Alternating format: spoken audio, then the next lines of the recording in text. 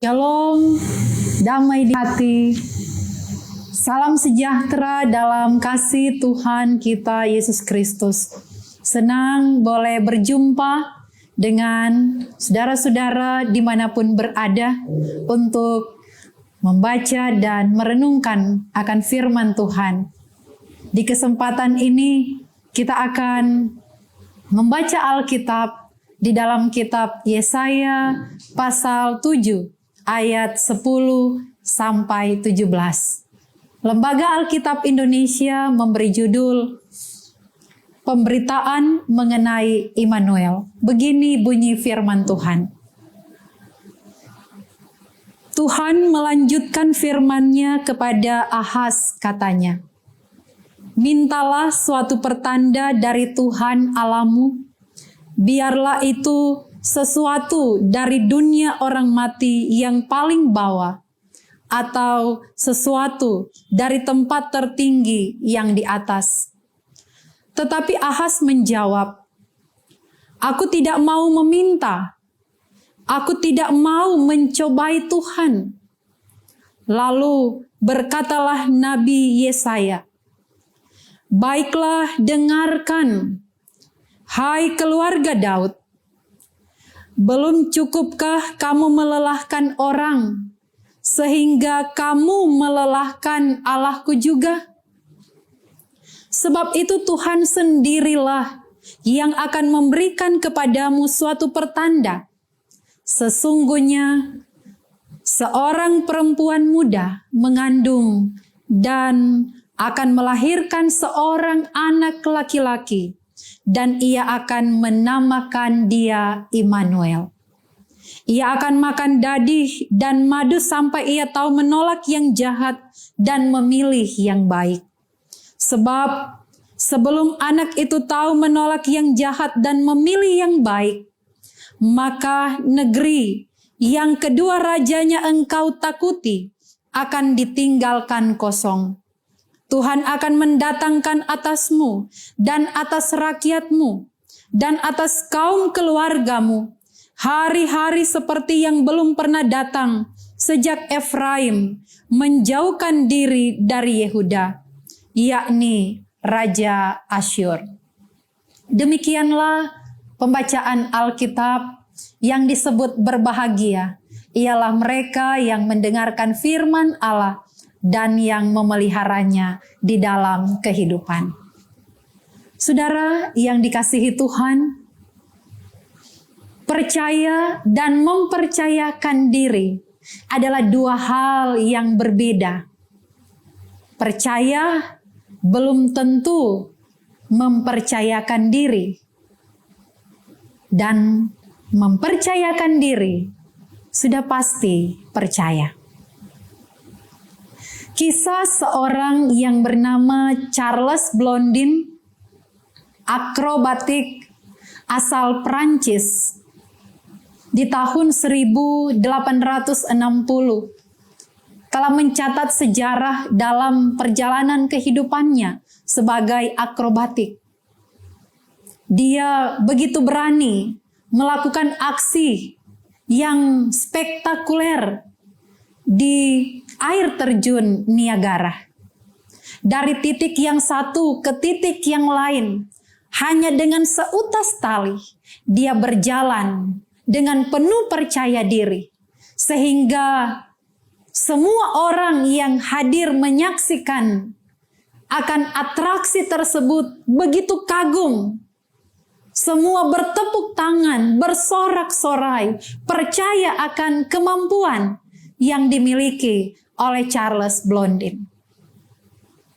Begitu mudah dia berjalan dari titik yang satu ke titik yang lain dengan selamat.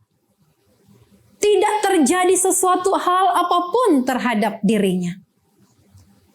Dan akhirnya sang akrobatik justru menantang semua penonton yang menyaksikan atraksinya, bahwa siapa yang berani untuk dapat memberikan dirinya untuk digendong oleh Blondin berjalan bersama-sama di atas air terjun Niagara. Semua penonton yang hadir pada waktu itu Semua terdiam.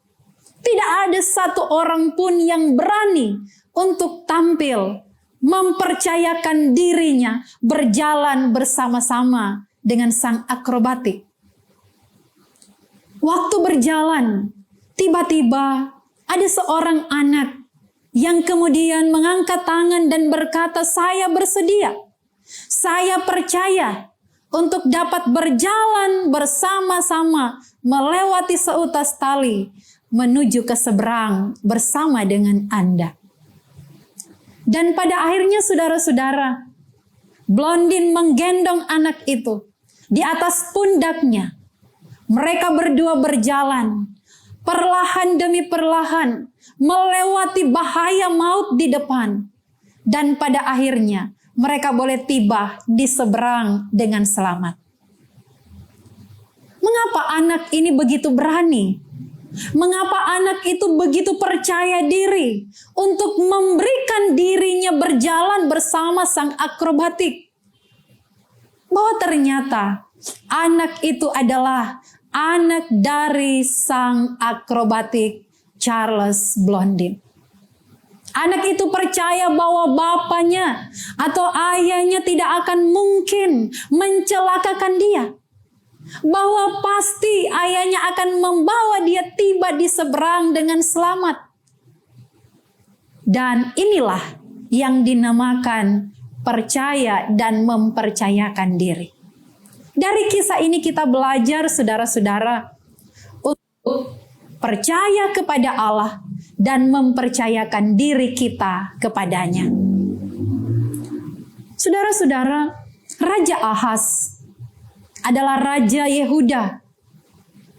Di usia yang masih muda, 20 tahun dia telah menjadi seorang raja. Dan 16 tahun lamanya dia memerintah atas Yerusalem. Raja Ahaz pada waktu itu sedang berada pada situasi yang sungguh sangat sulit. Tekanan yang sungguh luar biasa. Diperhadapkan dengan para musuh yang berusaha untuk mengepung dan menyerang dia. Dua kekuatan yang sungguh memiliki kemampuan yang luar biasa untuk dapat mengalahkan Yehuda dengan mudah. Resin Raja Aram dan Pekah bin Remalia Raja Efraim. Kedua kekuatan ini bersatu, bersepakat untuk mengalahkan, untuk menyerang kehidupan masyarakat Yehuda yang dipimpin oleh Raja Ahaz waktu itu. Saudara-saudara yang dikasihi dan diberkati Tuhan, di tengah ancaman kematian, di tengah ancaman bahaya yang begitu mengerikan dan menakutkan, Raja Ahaz bukan meminta pertolongan daripada Tuhan. Dia justru meminta pertolongan dari manusia. Padahal sebelumnya Tuhan sudah menyatakan kasih dan kemurahannya kepada Raja Ahaz. Belas kasihan Allah. Bahwa kuatkanlah hatimu. Jangan takut. Percaya kepada Allah. Tetapi justru Raja Ahaz tidak melakukannya. Kasih Allah tidak berhenti. Kesetiaan Allah tidak berubah. Allah yang setia tidak akan berubah setia karena ketidaksetiaan kita manusia. Sehingga di pasal 7 ayat 10 sampai 17 kembali Allah menyatakan kasih-Nya melalui Nabi Yesaya. Untuk disampaikan kepada Raja Ahaz. Mintalah tanda dari Allah. Tetapi justru malah dia berkata, tidak perlu minta tanda. Kita hanya justru akan mencobai Tuhan. Nah saudara-saudara yang dikasihi Tuhan. Nabi Yesaya justru malah kecewa. Kenapa engkau menyusahi Tuhan? Saudara-saudara yang dikasihi dan diberkati Tuhan, apapun keadaan Raja Ahaz, dia telah menyakiti hati Tuhan dengan melakukan penyembahan kepada dewa Baal, bahkan mempersembahkan anaknya sendiri untuk dikorbankan dalam korban api-apian bagi para Baal. Melakukan kekejian di mata Tuhan, menduakan hati Tuhan. Tetapi kasih karunia Allah, kesetiaan Allah sungguh luar biasa dinyatakan dalam kehidupannya. Bahkan dalam firman ini dikatakan Allah sendiri yang memberikan tanda. Allah sendiri yang justru memperkatakan bahwa akan ada seorang perempuan muda mengandung dan melahirkan seorang anak laki-laki yang akan diberi nama Immanuel. Ini janji pengharapan iman yang luar biasa, bahwa Allah sendiri yang memberikan jaminan pengharapan, bahwa di tengah keadaan yang sulit, bahwa di tengah pergumulan apapun yang dihadapi, jangan mencari pertolongan, petunjuk di luar Tuhan. Yang terjadi dalam hidup kita orang percaya adalah kita tidak sabar, kita tidak bertekun di dalam doa kepada Allah. Kita justru malah mencari pertolongan di luar Tuhan. Ketika sakit penyakit datang melanda kita, sudah berkali-kali ke dokter tidak sembuh, sudah berdoa tidak kunjung juga mengalami perubahan, malah semakin memburuk. Kita tidak sabar terus bergumul dan percaya, bahkan mempercayai Allah. Sehingga orang-orang percaya pergi ke dukun, orang-orang percaya pergi ke paranormal, pergi kepada orang-orang pintar, pergi ke tempat-tempat keramat yang dianggap dapat memberikan pertolongan, yang dianggap dapat memberikan jalan keluar yang terbaik. Tetapi apa yang didapat ketika kita sebagai orang percaya mencari kekuatan di luar Tuhan?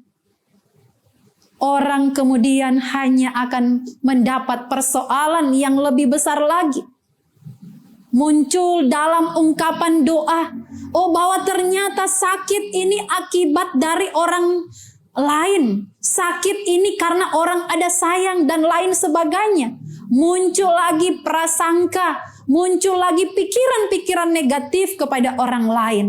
Sehingga hidup kita akan terus dipenuhi dengan kebimbangan dan ketakutan, bukan mencari Tuhan yang adalah sumber dari kehidupan.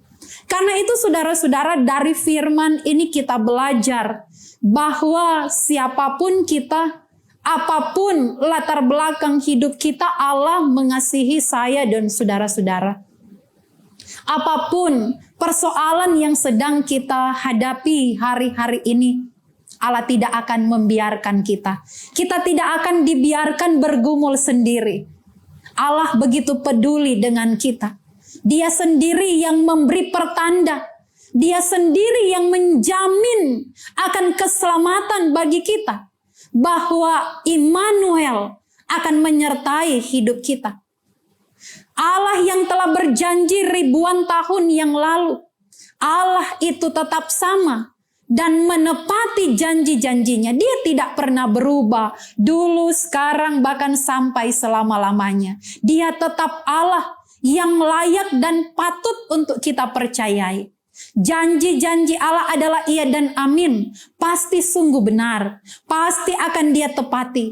Allah tidak pernah terlambat. Allah tidak pernah terlalu cepat.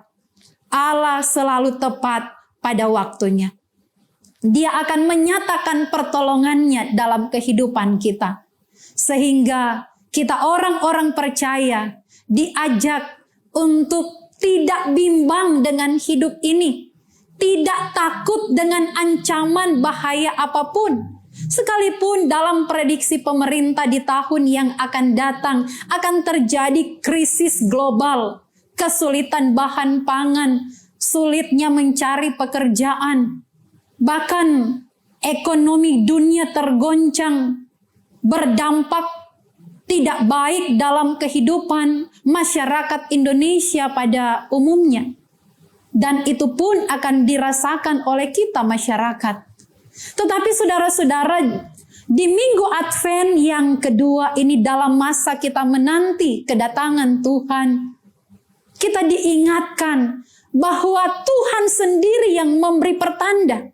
Tuhan sendiri yang memberi janji. Berbeda dengan manusia yang berjanji. Hari ini berjanji, esok diingkari. Tetapi ini adalah Allah yang berjanji. Dan janji Allah itu adalah pasti, adalah sungguh dan benar. Sehingga janji tentang Immanuel, janji tentang Mesias penyelamat itu dinyatakan, itu benar-benar dibuktikan, dihadirkan di dalam Yesus Kristus sebagai Tuhan dan Juru Selamat.